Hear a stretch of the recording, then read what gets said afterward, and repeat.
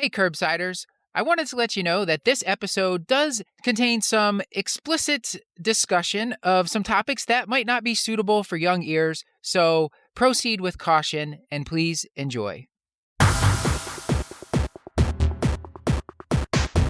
The Curbsiders podcast is for entertainment, education, and information purposes only, and the topics discussed should not be used solely to diagnose, treat, cure, or prevent any diseases or conditions. Furthermore, the views and statements expressed on this podcast are solely those of the host and should not be interpreted to reflect official policy or position of any entity aside from possibly Cashlack Memorial Hospital and affiliate outreach programs, if indeed there are any. In fact, there are none. Pretty much, we aren't responsible if you screw up. You should always do your own homework and let us know when we're wrong.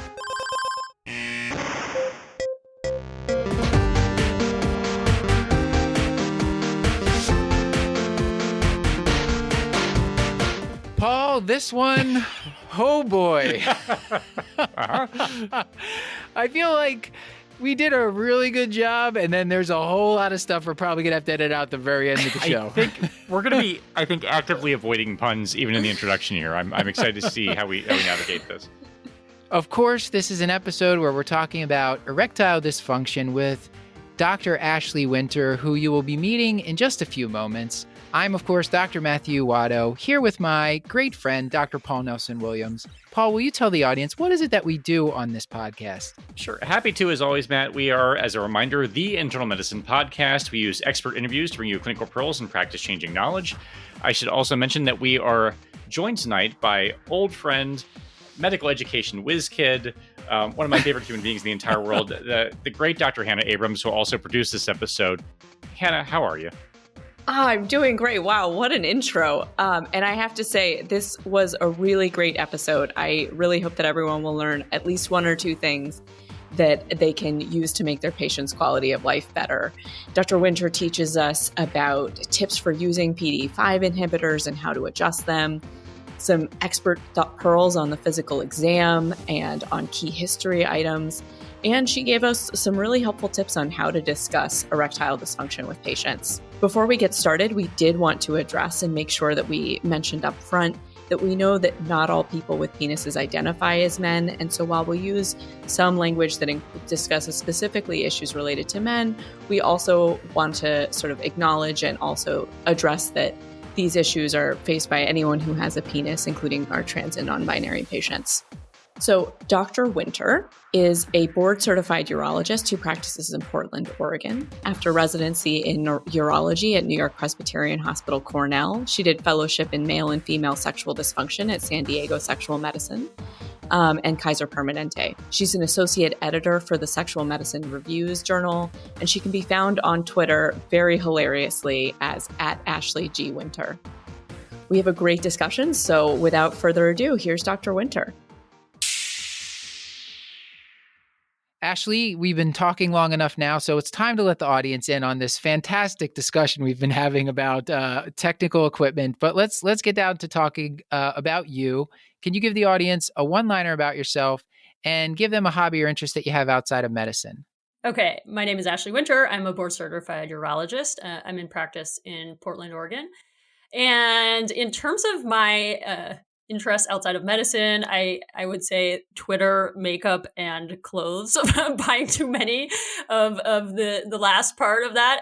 I was recently talking to somebody and they're like, what are your interests? And I was like, social media, makeup, clothes. I feel like I'm at a high school slumber party telling you this. Like I'm in Portland and I'm supposed to tell you that I'm like amazing at hiking or something. I don't know, but yeah, that's those are my primary interests. My husband's a comedian, so I enjoy going to his shows, even though I have to spend way too much time with him already. But, but he actually is extremely funny. So I enjoy doing that, especially because he has lots of jokes about being married to a female urologist, and it's just great to see somebody make fun of you. So yeah. What a pair. And I do. Yes. Yeah. Anyway, that's great. Well, let's move on to a case because I want to make sure we have plenty of time for this topic. And yes. Hannah, you can do the honors. A case from Cashlack. Amazing. A case from Cashlack Memorial Hospital. So today we're talking about Mr. Smith. He's a 50-year-old guy with hypertension, type 2 diabetes. He has CKD2 and generalized anxiety disorder, for which he's on citalopram. And he's coming in just for a routine annual physical. At the end of this visit, he's asked if there's anything else he wants to talk about. And he sort of slowly mentions that for the past several months, he's been having difficulty obtaining an erection and asks if his physician can prescribe anything to help. So to start off with, when someone asks you this question, how do you think about a diagnostic framework for erectile dysfunction?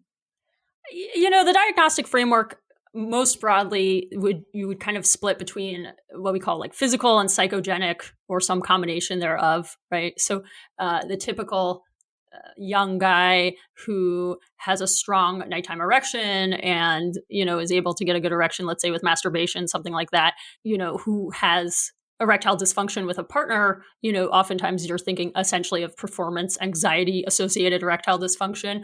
And then, there's kind of what we call the more physical, which is typically associated with somebody, with specific comorbidities like, diabetes, hypertension, cardiovascular disease. But there can be a wide range of incident causes, of post-prostatectomy, for example, in more rare cases, people kind of with a history of a penile injury or a pudendal issue. I mean, I had a guy once who had erectile dysfunction because he was an arborist and he spent his entire adult life in this like a sling? Like harness. Oh, a harness, yeah.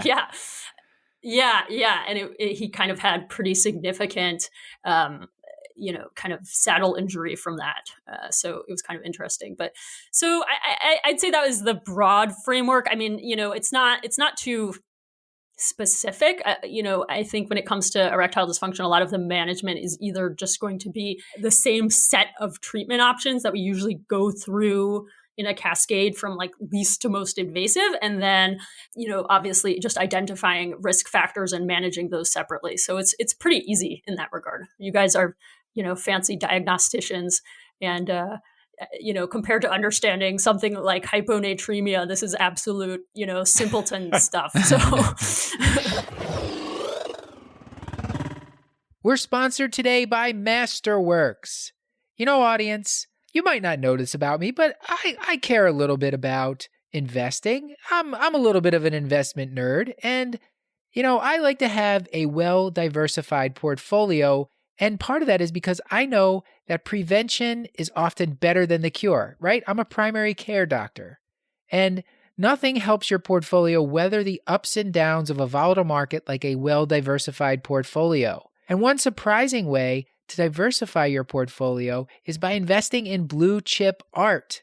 That's where Masterworks come in. Because did you know that artwork has little correlation to the S&P 500? And that means that when markets go crazy during something like a pandemic, art prices can help your portfolio hedge market volatility. That's why the Wall Street Journal recently called the art market, quote, one of the hottest on earth. And with Masterworks, investing in blue chip art has never been easier or more affordable, even for people like me. Masterworks is $1 billion fintech startup that enables everyone to invest in iconic paintings from artists like Picasso and Monet. How cool is that? The most exciting part, Masterworks is giving our listeners priority access to their newest offerings. Just head to masterworks.art/curbsiders to get started. That's masterworks.art/curbsiders. See important disclosures at masterworks.io/disclaimer. This episode of the Curbsiders is sponsored by ACP's Internal Medicine Meeting 2022, the premier clinical and practice-related educational meeting for internists and subspecialists. Join us in Chicago for Internal Medicine's premier educational meeting happening April 28th through April 30th, 2022. The Curbsiders will be there in person, where we'll have the real challenge of choosing from more than 200 scientific and practice-related sessions. These sessions include things like hands-on activities in the Clinical Skills Center, there are workshops, there are 2 keynote speakers, a story slam, there's an in-person exhibit hall, and there's all the networking events you've come to know and love from ACP annual meetings. This year, there are more CME and MOC opportunities than ever. There are extended post-meeting on-demand recordings access. There will be live Q&A sessions with expert faculty with real-time polling. And for this year, we'll have 2 high-value registration options. There is the standard registration that includes all the stuff we mentioned, plus 30 days of post-meeting on-demand virtual access to session recordings after the event, a chance to get some extra CME and MOC. But for your best value, you can choose the premium access that gives you all the standard registration stuff, plus an extended 1-year post-meeting access to all session recordings. That's over 170 hours of high-quality content to choose from, and it also gives you a lot more time to earn that CME and MOC credit that we know and love so much. If you can't attend the meeting in person, ACP's got you covered. Virtual access is available for select live stream and recorded sessions and CME MOC. Visit the registration page for more details. For the early bird discount, use code IM22CURB. That's IM22CURB. Visit annualmeeting.acponline.org to learn more. Register today to get the best pricing and bonus content, or call to learn about our group rates.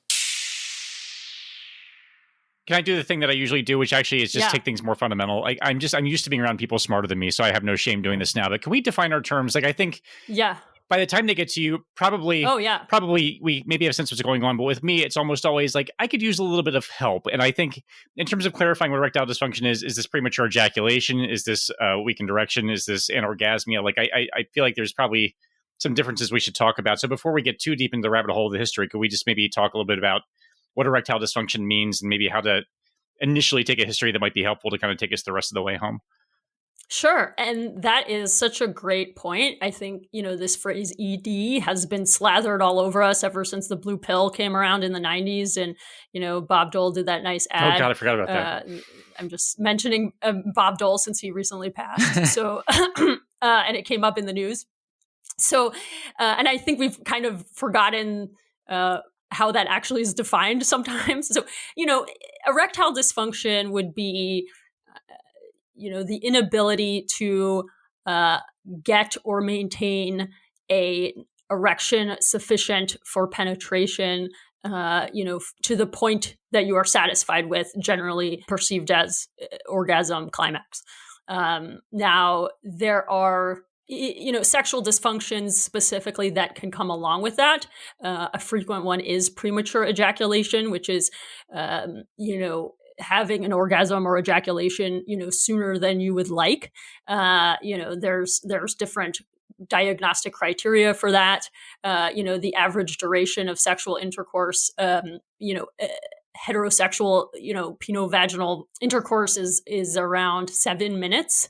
I think there was actually just a thing that somebody was mentioning the other day. WHO defines premature ejaculation as ejaculating 15 seconds after the initiation of penetration, which is kind of ridiculous. I mean, it's not like you get to 16 seconds and everybody's very satisfied. And so those are definitely things to ask about, things like anorgasmia, anejaculation, right? So inability to orgasm or inability to ejaculate are technically two separate things, although people often don't realize that they're separate.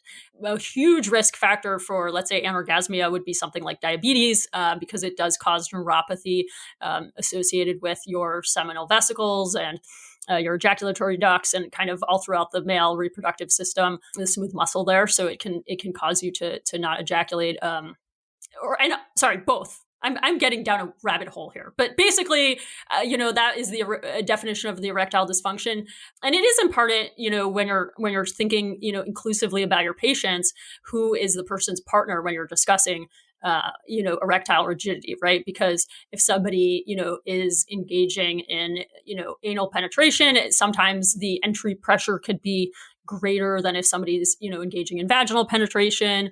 So that's something to keep in mind. Also, if somebody has a partner who's a postmenopausal female, it's important to, address if that partner has what we call genitourinary syndrome of menopause, right? So if there's introital stenosis, really important to treat that as well, because that can make it easier to achieve penetration. And certainly it may be that penetration is not important to the patient at all, but it's something that they're concerned, just like, does this indicate something's wrong with me, and how do you bring that up? So just to recap what we've talked about so far, the two big buckets that you think of are, is this a physical cause, or does this seem more like a psychological cause, which could be like a performance anxiety? Sometimes I joke around, like, do you hate your partner? Like, does it go okay when you're by yourself, but you hate your partner and there's some problems there? But like you said, it could be just performance anxiety. And then the physical causes, I mean, we have to ask about prior surgery, injuries to the area. And then you said comorbidities are key, which as internists, like, this is well within our wheelhouse to think about the kind of comorbidities that might cause a vascular problem or a problem with testosterone. And then I guess medications as well would be part of what we'd probably be asking about. And then I had never thought about it this way, asking like if they're saying insufficient for penetration, just asking what sort of intercourse are you having, vaginal or anal, and the age of your partner, all that. I think that's great stuff to consider, and more of the logistics of intercourse for the person beyond just prescribing a medicine and sending them on their way. Another reason why that is so important, right, is because I do have I have a patient who says to me, I have erectile dysfunction. I just want to make sure I'm okay. It turns out, me and my partner are, do mutual masturbation, and I'm very satisfied, with my partner's pleasure and my pleasure. And I just wanted to make sure it doesn't indicate something else, right? And that does happen. And if for that person, it might not be right to offer any therapy, right? You can, assess their other comorbidities and give them, education. Another important thing, of course, is that you can orgasm without being erect. That is something that a lot of penis-bearing individuals do not understand, but it is 100% something you can do.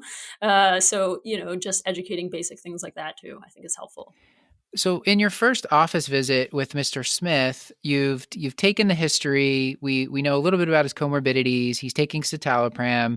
What are you going to key in on in the physical exam portion? What should we in primary care, when we're assessing someone with erectile dysfunction, look for?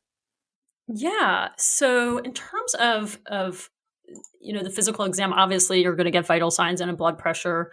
In terms of kind of the genitourinary exam, you look at feel the size of the testicles, right? Do they have really small, soft testicles that are atrophic? Is there a varicocele? Varicocele is basically the dilated, blood vessels around blood veins around the testicle. You may not be able to see one if that's not something you're typically used to looking for on the exam. I'd say you can ask them to bear down while you're looking at their scrotum. And if you see something that's like really obviously looking like a bag of worms, then they probably have an issue. If you don't, then I would say probably don't worry about it.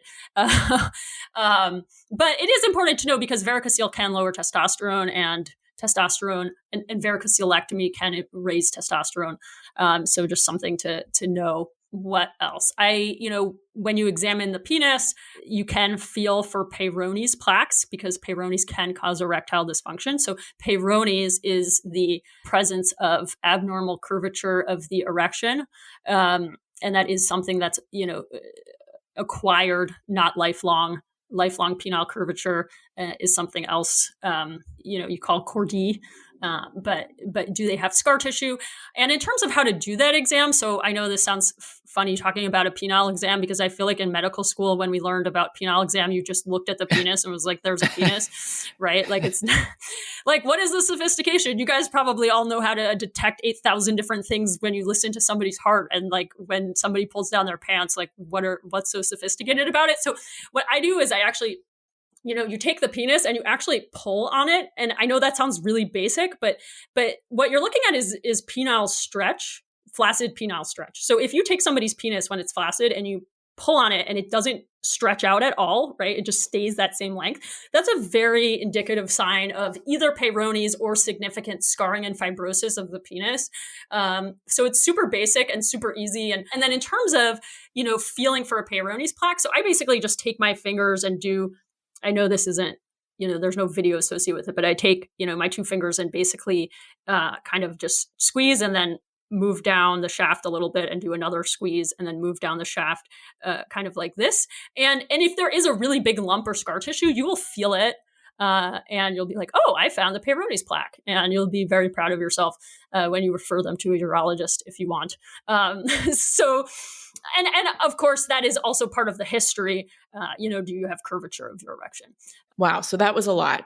In terms of physical exam, thinking through and just trying to summarize and synthesize what you've said, we will look at a scrotal exam, looking essentially for signs of hypogonadism or signs of a varicocele, anything that could indicate to us kind of a low testosterone state. Looking at the penis itself, looking for sort of plaques and flaccid length. And then in general, just for patients between 50 and 70, we'll think about also doing a prostate exam. From here, I feel a little more comfortable in terms of ordering lab tests. But what kind of lab test, what's your typical workup for a patient who's coming in for the first time with a concern about erectile dysfunction? Sure. So if they're young and it's really well established that it's, kind of a stress related or more psychologically related, and they confirm, yes, I have excellent erections, morning erections, I have excellent erection with masturbation, and maybe, it's really that I'm losing it with partnered sexual activity, then in that case, I would not do any blood work at all. For anybody, who's kind of middle-aged, let's say, or who's exhibiting, kind of absent morning erections or even reduced morning erections, reduced erection with, masturbation, etc.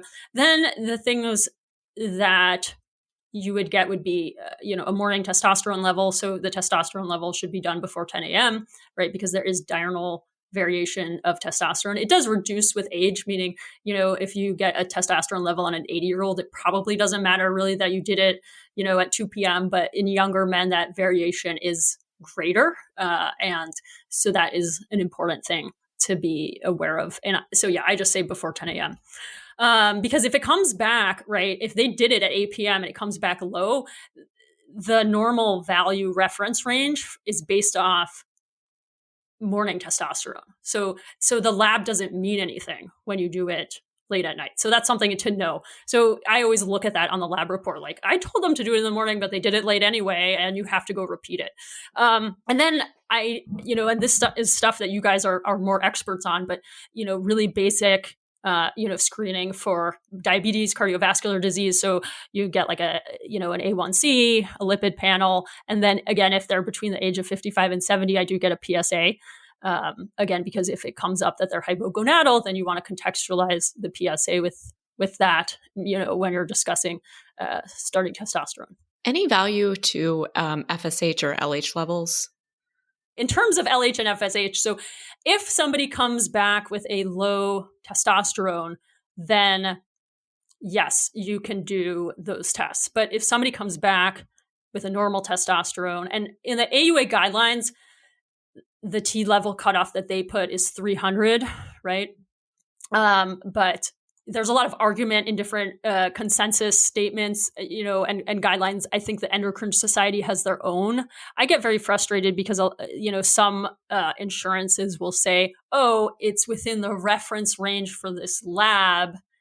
And so they're not low T and we won't cover the T, but the reference range for that lab is, the cutoff for normal T is something ridiculous, like 175. And you have to realize that these lab values for testosterone are often normalized to the specific population coming in. So it's just looking at what is X number of standard deviations of the mean of the testosterone levels that are being checked, right? And if we have a population that's increasingly has diabetes, obesity, things that cause testosterone to go down, then, the reference range of the average testosterone is not necessarily associated with a physiologic healthy value, right? So if we said, oh, what's the average blood pressure in America? And all the people, within whatever number of standard deviations of the mean, blood pressure doesn't mean that's a healthy blood pressure. So, I really do tend to consider, if you want to be really simplistic with this, like 300 is a good value for determining hypogonadal versus not. So that's a very long answer to your question about LH, FSH. Yeah. But yeah, I don't initially check it. Super helpful. Yeah, that's not something I want to see what the great Dr. Paul Williams here does. As we've established, Paul, in pre-recording, we have to say your full name when we use your title. Certainly. No, that's not anything I go chasing down. I wanted to ask, if you guys don't mind, back to the cardiovascular risk. I'm just wondering, because often patients don't come in complaining of or reporting coronary artery disease, typically, unless they have symptoms or, high cholesterol. So if someone comes in who meets the gestalt of Mr. Smith, so going all the way back to our case, we have this patient with some diabetes and high blood pressure and chronic kidney disease, where presumptively, and tell me if I'm wrong about this, but I would see this patient and think this is probably vasculogenic. this is my long-winded question to you, is how concerned should I be about the rest of his cardiovascular health? Like, I guess, so how much of a marker or how much does it correlate between, say, vasculogenic erectile dysfunction and, say, coronary artery disease or other atherosclerotic cardiovascular disease? Do we know that? So if I read from the guidelines from the American Urologic Association, right, they have all the, if you want to see all the citations, because these are associated with citations, but one, the degree of erectile dysfunction strongly correlates with the severity of cardiovascular disease. ED may be considered a sentinel marker in men with occult cardiovascular disease. So meaning somebody who has absolutely no cardiovascular symptoms. Another statement, I'm reading straight from the guidelines here. So symptoms of ED may precede a cardiovascular event by up to 5 years. And when ED is present in younger men, it predicts a marked increase up to 50-fold in the future risk of cardiac events, suggesting that young men with ED in particular would benefit from CVD risk factor screening and intervention. So pretty concerning. And when you say young men, I think the 40 to 49 age group specifically is what I had come across. That's like men in that age range presenting with erectile dysfunction. That those are the group where especially you got to. I think at least they were to require aggressive risk reduction, cardiac risk reduction. I'm not sure if do you send these people for investigation? So I work in a managed care environment. So we have a very strong, like nobody's coming to me unless they're established with a PCP and that person is putting in a referral. So because of that, I almost never see somebody who hasn't had an excellent primary care evaluation. But if I was working in an environment, let's say, where I see people on a PPO plan and they just come to see me for erectile dysfunction, and I see that they have not been evaluated for these issues, then 100% I'm making sure that they go to somebody, in terms of my expertise in doing additional testing for cardiovascular disease outside of getting, lipid panels and stuff, I don't have really any. But the byline that I tell patients is exactly this. The erection is a vascular event. An erection is a blood flow event. And if you're having issues with the blood flow in your penis, you may be having issues with the blood flow that gets to your heart or gets to your brain. And that's why it's important to see what's going on. And that modifying those risk factors can preserve the health of your penis. And I think that's also really, really, really a great motivator for people to, say, I'm going to take my medications for my hyperlipidemia and my high blood pressure and try to lose weight. Going on another digression, right? The hands down, the most common cause of severe erectile dysfunction, physiologic in younger men, is severe diabetes, right? So the only men in their 30s that I have ever put penile prosthesis in, which we can talk about later, are men with profound diabetes, usually diagnosed as a child, not well controlled, and when somebody told them you're going to have, chronic kidney disease, you may end up with vision issues, maybe it didn't get to them, but I wish that in the counseling of diabetic young people with penises that they were told, hey, you will get really bad erectile dysfunction. You may not be able to orgasm. You may not be able to ejaculate because of your glycemic control. And so often when I talk to these people, they're coming to me when it's literally 0 erections left. And I'm telling you, people who are 35, and they say to me, I wish somebody had said this to me sooner.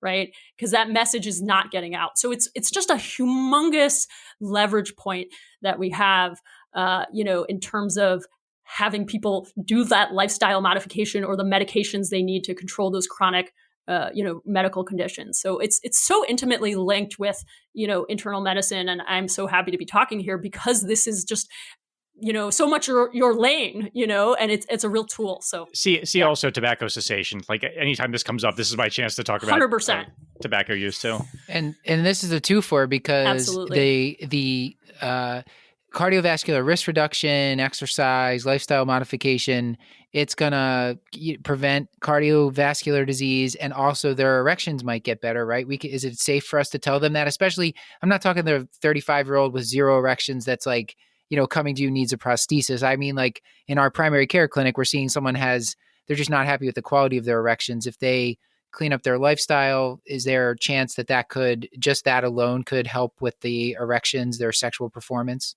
It certainly could. And there's so many ways that this is kind of a web that interconnects, right? So if you lose weight, then your testosterone level may go up, right? Because fat on the body produces aromatase, which converts testosterone to estrogen and lowers your testosterone. So weight loss can directly just lead to increased testosterone. So if they have low T, that could help. Different things like if you lose weight and you had sleep apnea and it went away, right? Sleep apnea is a big cause of hypogonadism or low testosterone.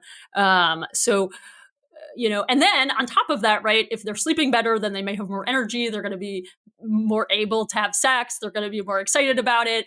And then on top of all of this, I say to people, right, sex is cardiovascular exercise very often. So it also behooves you as a primary care provider to have patients who are excited about having sex, because that means they're at least doing a few minutes of push-ups a few times a week, or what have you, right? So that's great. When are people so excited about physical activity? Like, it's great. Have your patients who are having sex. 150 minutes a week. It's Yep, good for exactly. them. Yeah, exactly. This episode is sponsored by Squarespace. Squarespace is the all-in-one platform to build a beautiful online presence and run your business. Hypothetically speaking, audience, let's say you wanted to make a website in honor of the great Dr. Paul Nelson Williams, because he is a national treasure. I think we all can agree on that. So what you can do is go right to squarespace.com and start building your website, which is probably going to be called paulwilliamsisanationaltreasure.com. That's right, Squarespace is going to make it easy for you to build a beautiful website that's easy to use. You'll be able to grow and engage your audience by sending Squarespace email campaigns. You can share your posts on social media. They have great blogging tools, and they have powerful analytics that can gain insights into who's visiting your site and how they're interacting with your content. And you can even collect donations, because let's face it, people are going to want to pay you as a thanks for making a website in honor of the great Dr. Paul Nelson Williams. So head to squarespace.com for a free trial, and when you're ready to launch, go to squarespace.com/curb to save 10% on your first purchase of a website or domain. That's squarespace.com/curb to save 10% off your first purchase of a website or domain. This podcast is sponsored by BetterHelp Online Therapy. We talk about BetterHelp a lot on this show, and this month we're discussing some of the stigma around mental health. For example, some people think you should wait until things are unbearable to go to therapy, but that isn't true. Therapy is a tool to utilize before things get worse, and it can help you avoid those lows. We've also been taught that mental health shouldn't be a part of normal life, but that's also wrong. We take care of our bodies with the gym, the doctor, and nutrition, and we should be focusing on our minds just as much.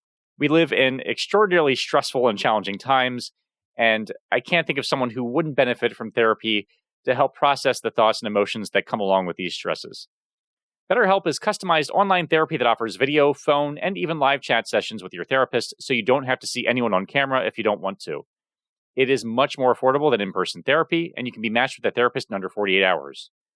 Give it a try and see why over 2 million people have used BetterHelp Online Therapy.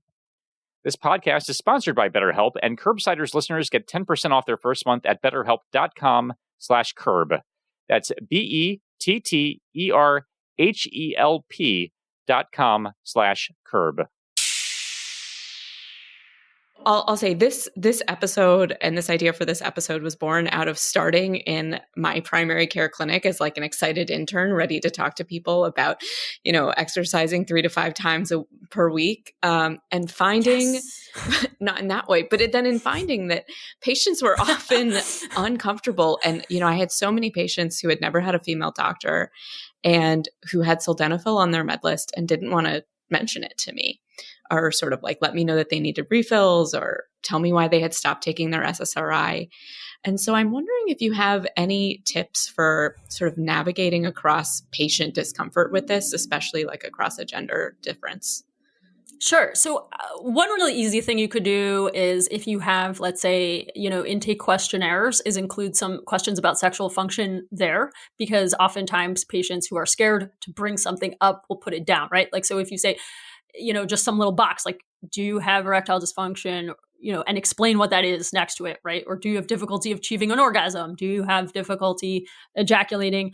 For female patients, you can also have that. Obviously, for you can absolutely use gender nonconforming, kind of gender inclusive language, right? So penis, blah blah blah. So that's a really easy one, because then you screen for it, and when you're in the appointment, you can use that as, oh, I see here you mentioned that you're having erectile dysfunction. Tell me more about that. And not, can you tell me more? Just tell me more about it, right? And if you're upfront, I find that so many people feel embarrassed or ashamed to talk about it. Especially when you're dealing with age groups that are of a different generation, right? Where this was really stigmatized. But just realize that sometimes when a patient seems uncomfortable talking to you, it's not anything related to you. It's a cultural difference that they have, and you're going to be the person who normalizes it. And 90% of the time that just happens by just ask that question matter-of-factly. And honestly, I just ask, like, people come up with these things like, is it okay to talk about sex? I really don't like that language, because then it makes it seem like this is not a part of health as much as everything else is a part of health, right? Like, this is a taboo topic. Just say, I saw you wrote down you're having difficulty with your erections. Tell me more about that. And if they don't feel comfortable, fine. But I think that the question of can I comes more to like physical exam, right? Can I do a rectal exam, blah, blah, blah. Absolutely. I understand assessing somebody's comfort before going ahead with that. But just ask. And people will sometimes make a joke, but oftentimes they're like, wow, I will get the comment all the time after the end of appointments. Like, I was scared to see a female urologist. I didn't know how this was going to be. And you just made this so normal. Like, you just asked me these questions the way somebody would ask me about my knee pain. And that was great, and putting too much mysticism around it, I don't think it really helps people. The other thing I'd say, in terms of joking around with people about this, when somebody says, oh, you're a woman. And and I see, for example, let's say they introduced me to their wife. So I know that at least, they have female partners. And so I say, okay, who do you talk to your penis about most? And they're like, well, my wife. And I'm like, okay, so is your wife a female? And they're like, yes. And so, with the point being that any straight male, you kind of just point out the logical fallacy of not talking to a woman about their penis. Is kind of funny. And then they're like, oh yeah, you got a point. Certainly that doesn't apply to everybody. Those are my main tips. Intake questionnaires, be matter of fact, and just be chill about it. Like, in my department, I am the sexual dysfunction person. I do the vast majority of the penile implants, and most of my department are men. And men in that, men who oftentimes are several decades older than me. And I know for a fact that I'm most comfortable talking about sex. So, you don't have to match your patients to talk about a problem, right? You don't have to have cancer to talk to a patient about their cancer. And you certainly don't need a penis to talk to somebody about their penis. So. And you mentioned specifically a group of people who I think sometimes it can be really hard for them to bring up issues related to having a penis, and that this is just a body part, which is trans and non-binary patients. And I'm just wondering, do you have any tips specifically for talking with that group of people, and for trans patients? How do you think about causes of erectile dysfunction? Yeah, so this is absolutely a great question, and I'm sure you guys have done episodes on gender health. So obviously, a few different things that are important. Of course, like in our medical records, we have the preferred pronouns and the preferred name, and preferred gender, within the medical record. So obviously, all of those things are there. I think it's important.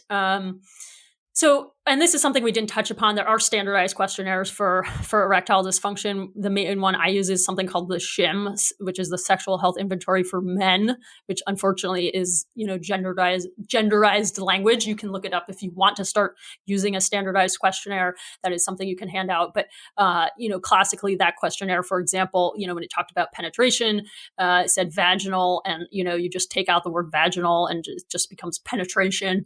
right? Because it doesn't really matter what somebody's trying to put their penis in. So, that's something that's helpful. And then, when I have, let's say a trans or non-binary patient who has a penis, one of, an important question is penis, is your penis part of, like, is erectile rigidity an important aspect of sex for you, right? Because there might be somebody who, is just having receptive anal intercourse and it's not that important, right? So, maybe that person doesn't want medication. Then there is a component of education, regarding, hormone therapy, right? So if they're on feminizing hormone regimen, and they have a very low testosterone, then it is very probable that they may have erectile dysfunction. And then, you can go along the path of doing some of the therapeutics we'll talk about later, like, PDE5 inhibitors, which obviously don't have a masculinizing or feminizing effect. And those can be used very safely. It may not work as much as they like if they have a very low testosterone. And then I think also, which is really important to remember, is that testosterone is in every human and it's important for every human regardless of gender, right? So this is one of my facts that I love, like, blowing people's mind with. The average female has more testosterone than they have of estrogen, right? And you can think of it as a fairly equivalent, like, molecules that you can make comparison to because they're both sex steroids, right? And one is produced from the other. And basically the average human, male or female, has more testosterone than estrogen, right? So this is this, like, horrible part of our education where there's this teaching that estrogen is the female hormone and testosterone is the male hormone. And it's actually that both are both.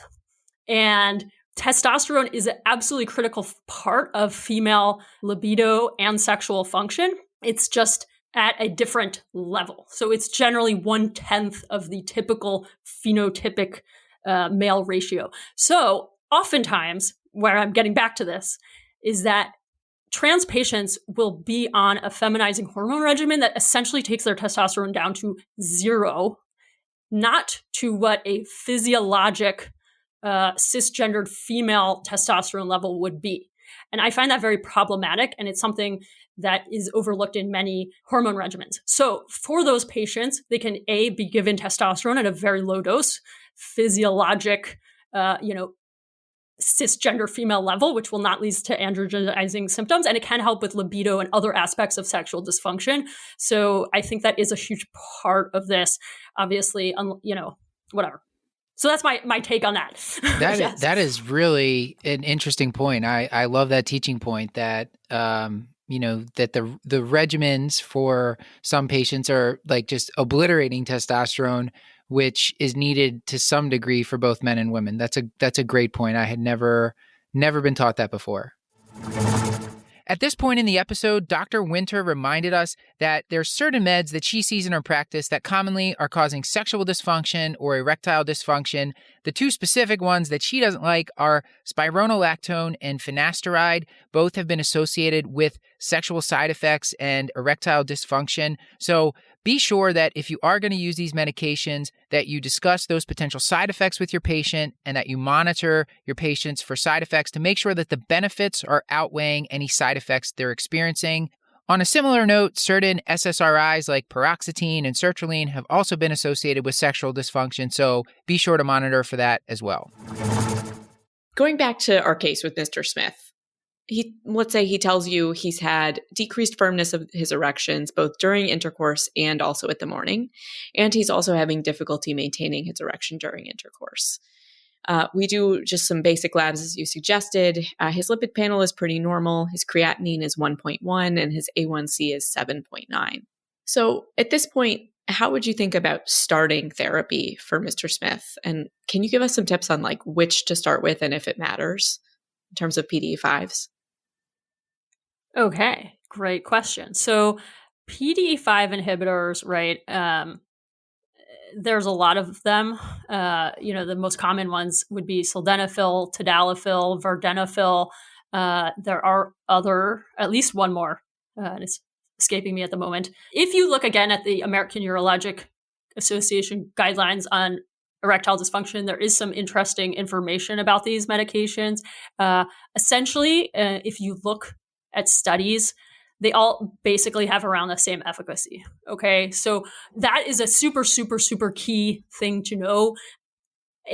You can tweak what they take based on duration of efficacy, cost, right? Which ones have generics available. But it's not the sort of thing where if somebody is on the maximum dose of sildenafil, which aka Viagra, right, that they're going to switch to tadalafil, aka, Cialis, and that's going to be like, whoa, this one didn't work. This one's really going to work. It's like the same. They're all kind of the same.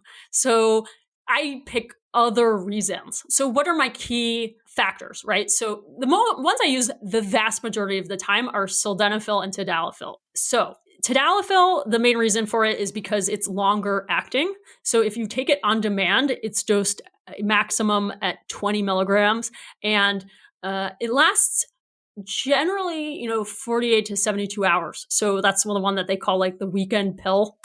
So you say, oh, take it Friday afternoon, and it's kind of in your system all the time. The other really great thing that you can do with tadalafil is if you take it once a day, instead of that 20 milligrams, you take it at 5, right? Because it has such a long half-life, you build up a steady state that in clinical efficacy for the penis is the same as the on-demand dose, okay? So if somebody says to me, I really don't want to take those, it messes with my spontaneity, I hate that we do the foreplay and I take the pill and then I have to wait an hour, it's messing everything up, right? Or I don't know when I'm going to have sex, that is an awesome pill for them. Those patients love it, right? Just taking it every day. The other benefit is that dosed daily, tadalafil as 5 milligrams is FDA approved for lower urinary symptoms like BPH, right? So if I have a guy coming in with BPH and erectile dysfunction, that is my first go-to medication now always, instead of Flomax or tamsulosin, right? Because alpha blockers have negative sexual side effects, right? They will reduce ejaculate volume, sometimes interfere with orgasm. So everybody in that population who has either just BPH symptoms, I prescribe that as my first line because it doesn't have anti-sex side effects. And if they have both, then I prescribe that. I absolutely love it. I'm a huge fan. Tons of patients love it. If they decide that they get bothersome side effects that are common to PDE5 inhibitors, which are most commonly, right, headache, runny nose, acid reflux, and they don't want to take it every day and they want to just use it on demand, they didn't waste their money buying the 5 milligram tabs, because then they can just take 2 or 4 for a 10 or 20 milligram dose until they finish that out. And then you can give them a new prescription for the higher pill. So that is usually nowadays my typical one that I give most often. It used to be super expensive, but again, now there are generics available. Sildenafil is the other main one I do, and it's just a shorter half-life, so you typically think it's going to be out of the body around 8 hours. If somebody prefers that one, my typical tips are, if you have date night, take it before dinner, because technically you're supposed to take it on an empty stomach. So you don't want to go on date night and then wait 5 hours and then take it and then have sex at 2 a.m, right? You just take it while you're getting ready, keep your sildenafil next to your cologne bottle or whatever.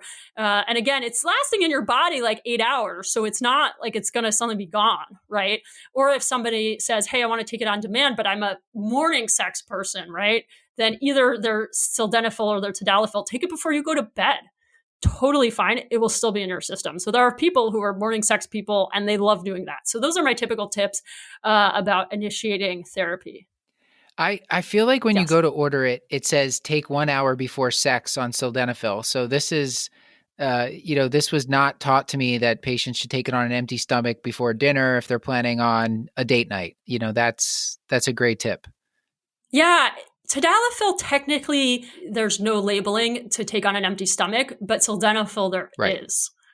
So that is an important thing to be aware of. These are other top things that when you're counseling patients about these medications, or if you don't have time, because I'm sure none of you have the time, you can make a little patient instruction sheet and give it to everybody, right? Key points are the things I mentioned, tips and tricks, whatever.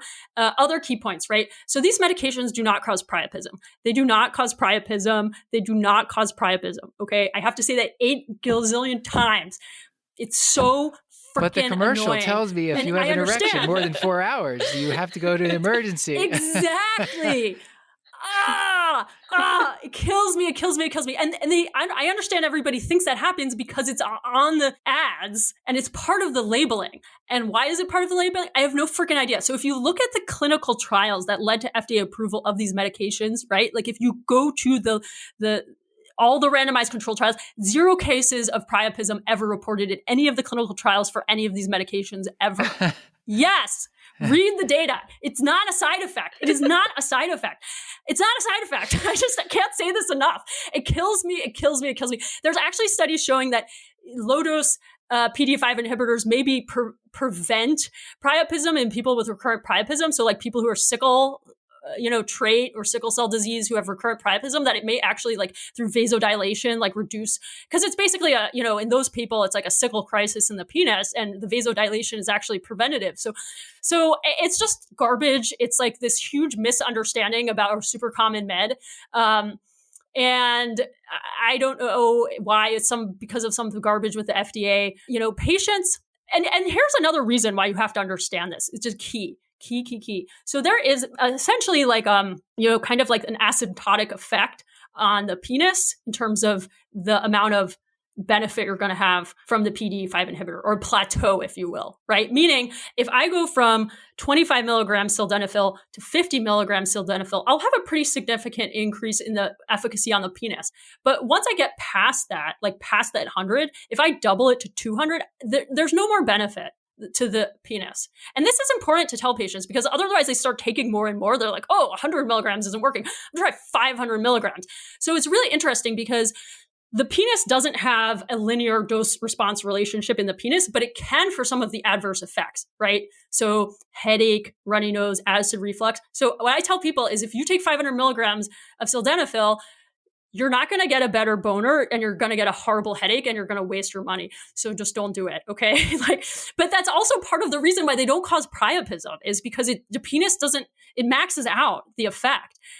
Usually, and people are like, there's this case report of this patient who came in and they were taking sildenafil and they had a priapism. It's like the priapism was from something else. Okay. It's not like, it's like saying, I found this patient and they were on, they had been in a finger painting class and they got a priapism. So, right. It's like, no, we know it doesn't cause that, right? There's all this like garbage, like, it was reported in the, we know about all the negative with VAERS reporting system and the vaccines, right? It's like confirmation bias. So, I'm going way too long-winded on this. It must be so hard to watch any major sporting event and then hear that like at every commercial. No. The other thing, so this is the super also important thing to counsel patients, right? Is that it does not cause you to have a spontaneous erection. And even though you know that, and I know that, the patient, you don't know that all your patients think that's what happens, right? So they're scared of it because they think they're going to take it and it's going to give them a boner, right? Like this is a boner in a bottle and it's not, right? All it does is enhance your natural arousal. So what I tell people is if you're sitting there and you take a whole bunch of sildenafil and you do your income taxes, you're still not going to have an erection unless you're like really into your income taxes in a weird way. But other than that, you're not going to have it, right? So that's really important because people are afraid of taking these medications. My other key points, right? They're so safe, right? So many countries have these over the counter, right? If you go to the UK, you can get this over the counter, or behind the counter it is, but it's non-prescription. Right? That's how safe it is. I mean, it is so safe. Like I said, people aren't going to OD on it. And then what was my last thing? Oh, gosh. It doesn't cause dependence, meaning that it's not a crutch. It's not like if you take testosterone, right, that lowers your native testosterone production and your balls shrink and blah, blah, you're dependent on it, right? This is not the case. So if you're using it for somebody with, what we call psychogenic erectile dysfunction, right, performance anxiety, there's actually studies showing that if you have like a 20-year-old guy who's nervous and you give him that sildenafil, it's actually going to lower his anxiety and can actually cure the erectile dysfunction, and then he can stop taking it after a period of a few months. So there's studies showing that it's like self-weaning. Sort of like build up the confidence, the performance anxiety goes away, and then you can withdraw the medication. Exactly. So people think, I start this, I'm going to have to take it forever. And I say, no, if you need it, maybe you'll need it forever, but it's not something that reduces your ability to have a natural erection. It's just absolutely false. And so those are key things that I would say, if you want to make a sheet to give to patients, these are the things that they care about and worry about when starting these medications. And it's super important for them to know. We will probably make one that goes along with this episode. This is fantastic. Yes. Well, what about, yeah, what does the second visit look like? Or like talking about titration, like my normal thing is I'll give them maybe a 50 milligram sildenafil and say, try half a tab first. That way, if that works for you, then you have twice as many doses that you can take. But how do you talk to them about like upping the dose, and what dose do you start at for most people? Yeah, for most people. So if we go back to those two medications that I use the most, tadalafil and sildenafil. So sildenafil, the max dose is 100, technically, right? I tell most people to start at 50, and if they have side effects, go down. And if they don't have bothersome side effects, then, and they don't have, and they have a good response, leave it there. And if they don't have bothersome side effects and it's not a good enough response, then you can go up to 100. So that's what I usually do with that. For tadalafil, if they're doing it on demand, then I typically prescribe, let's say, to start the 10 milligram tab, and then they can take 2 for 20 milligrams, which is the max dose for tadalafil is 20 milligrams. So I tell them to do that. And then if I have them do the everyday dosing, I'll start their first prescription at the 2.5 milligram tab.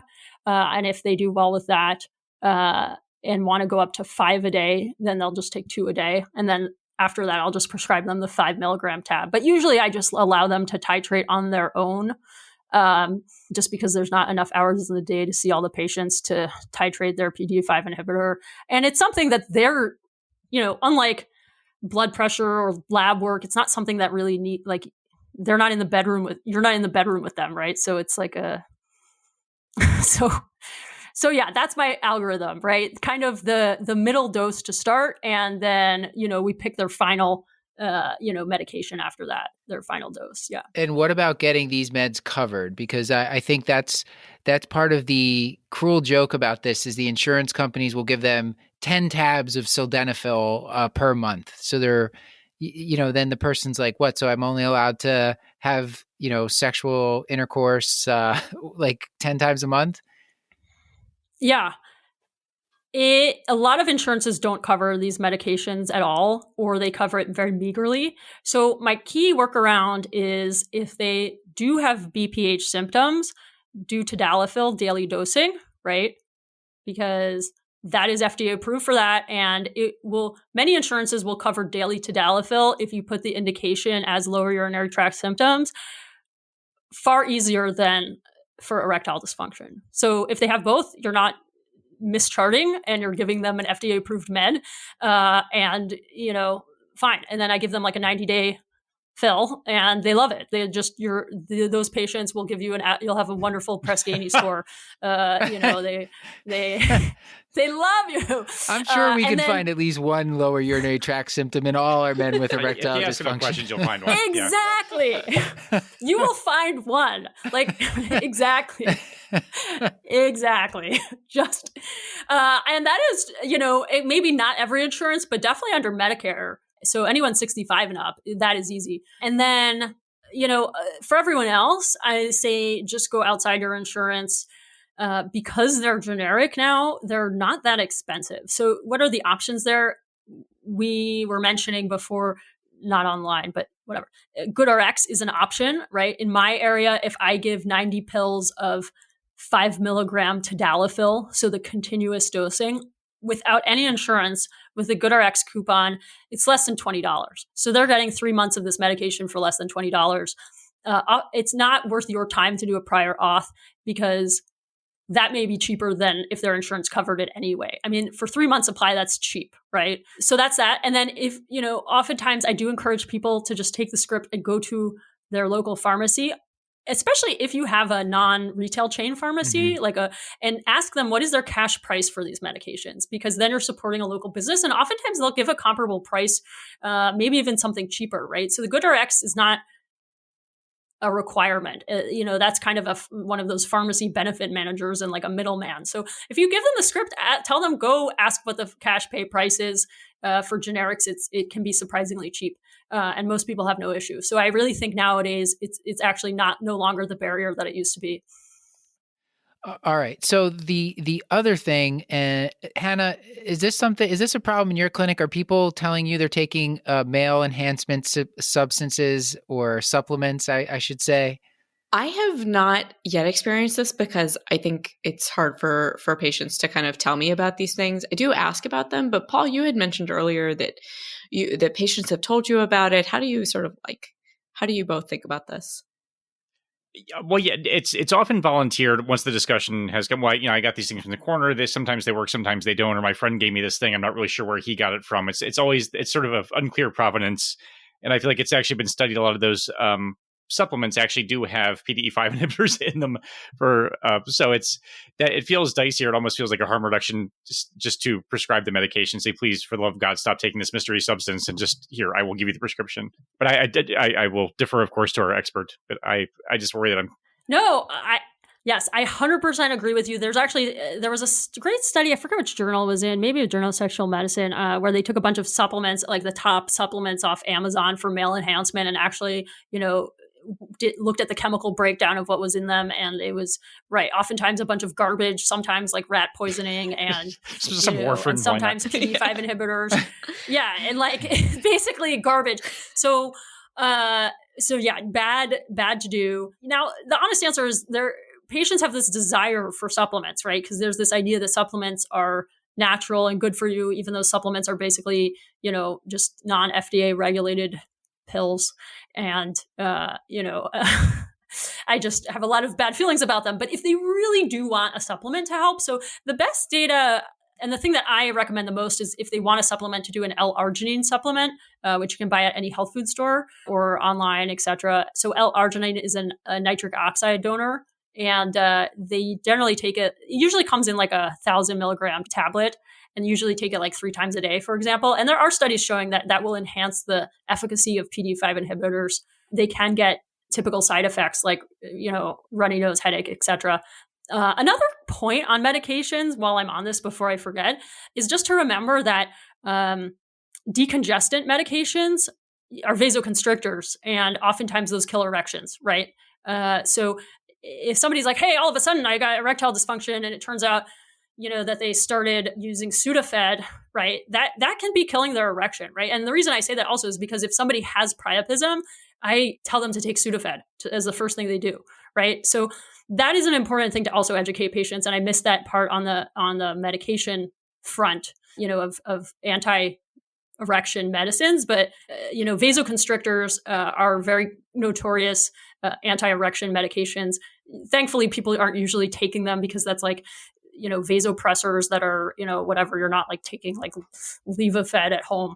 But a lot of the cough and cold medications have a decongestant in them. And so it's something to look out for. I had never made that connection or thought about that before. Yeah. So that is when I do the injectable ED meds, I always prescribe Sudafed with every single one. Because it's it's the first line anti-priapism med. But again, you don't need them with PDE5 inhibitors because PDE5 inhibitors don't cause priapism. So you mentioned it, and Paul and I were talking about that. You always have a couple patients in your panel that are on these injectable medications, and I know they've been to a urologist because I am not telling patients. I do not know when to prescribe them or how to prescribe them. So can you tell us a little bit about the injectables? Let's say Mr. Smith is not doing well with, even though we put him on 20 of tadalafil on demand or 5 of tadalafil daily, either way, it's not working, and we want to do something to help him. So what would you do as your next line? Okay. So if the pills aren't working, well, one other comment about medication. So if somebody also has overactive bladder, there's a medication called mirabegron. It's a beta-3 agonist. Maybe you guys are familiar with this medication. Yes. It's awesome. And actually, there's been studies showing that mirabegron also can have a pro-erection side effect. I think that I don't know if they're doing clinical trials to look at that or not. But if you have anybody with overactive bladder and erectile dysfunction, and you can get them authorized for mirabegron, that also can be helpful. So I always do that too. So that's just another tip. And so maybe they're taking their mirabegron and their tadalafil and they're taking their L-arginine supplement, and that's not getting them where they need to be, right? So your options are, let's say, vacuum device, right? I hate vacuum devices, right? I mean, that's basically you put this vacuum device on your penis, it sucks the blood in, and you put a cock ring on with it, right? A constriction band. And that's the reason why they suck, right? Is they're good at getting blood in your penis, but then you have to wear a cock ring for sex, right? Or constriction band. And that's painful, okay? It's just not good. But they can try it if they want. So you can recommend that. The main other options are injections or the surgery. According to the AUA guidelines, they don't have to progress through those in a linear fashion, meaning you can offer them both. So it's not like you have to fail injections to get penile implant surgery. So I would just send them to your urologist at that point, and we can talk about both. Now, the basics of what are the things to know in the primary care setting about those treatments, right? Okay, so the injections, there's a bunch of different options. The most common are some combination of piperacillin, phentolamine, and prostaglandin. You don't really need to memorize that, but the main differences for your patients are the following. One, they don't cause the same systemic side effects as the pills because it is a local therapy, which is super awesome, right? Two, they can work much stronger. So if you fail the pills, you may get to a point with the injections where you have a nice, hard, rigid erection you're super excited about. They're much, much stronger. So that's another good thing. Three, if you overdose on them, it will cause a priapism. That's why I always prescribe Sudafed with those people. But, and again, dose titration, blah, blah, blah. You don't need to know any of that stuff. It's going to be prescribed by a urologist. The main thing I'd let patients know if they're thinking about it is that if the pills don't work, this is a great chance of working. A lot of times they get super scared. And what I say is I watched so many people learn this in the office, and I watched them do the injection themselves. And 99% of the time they're super scared. And then when they inject it, they're like, oh, I didn't feel anything, right? Because it's an insulin needle. You can have them do a 31 gauge. So that's really small. Or I tell them, bring your partner. I mean, I always tell people to bring their partner. Bring your partner. You guys can role play, like sexy nurse or something before you have sex at home, right? So that's, I'd say the main things you need to know about the injections. And then penile implants. So the long story, the short story there, right? FDA approved device allows you to be rigid, fully implanted. So there's nothing you see on the outside. The main type is inflatable 3-piece. And that includes a reservoir that sits in the pelvis, full of saline, and then tubing that goes to your scrotum. And there's a pump, and that connects to your penis. And so basically it's a closed circuit, and you shuttle fluid from the pelvis into the penis, and then you can deflate it on demand when you want, right? So the way I tell people to think about it is like an inner tube for the penis. We don't take out any part of the penis, right? Natural sensation is associated with nerves that are not affected. And so I tell people you're not bionic. It's still your penis. It's still your orgasm. Nothing is removed from you. And if anything, it will enhance your sensation, your natural sensation, because you're able to get more friction with penetration. I also tell people, think about it the same way you would think about hip replacement or a knee replacement. It's still you walking down the street. It's just a lot easier. It's still you having sex. It's still your body. It's just allows you to have the rigidity that you would like to have. Because I know those are a lot of the holdups that people have. Penile implants, as of now, are still covered by Medicare. So people also think that it's something they're going to have to pay out of pocket for. It's not, and then for private insurers, it's more dicey. And then for Medicaid, very uncommon. I think in some states, penile prosthesis is covered in phalloplasty patients under Medicaid, but almost never in the case of, kind of a native penis. Yeah. So we have to let you go at some point. And you've given a lot of points, but if you had, there's like 2 or 3 that you really wanted the audience to remember about this discussion we've had, what would those be as your final take home points? Normalize talking about sex. Just ask straight up. Patients will not be offended. They will be impressed, and they will be relieved when you ask about these things. It's not offensive.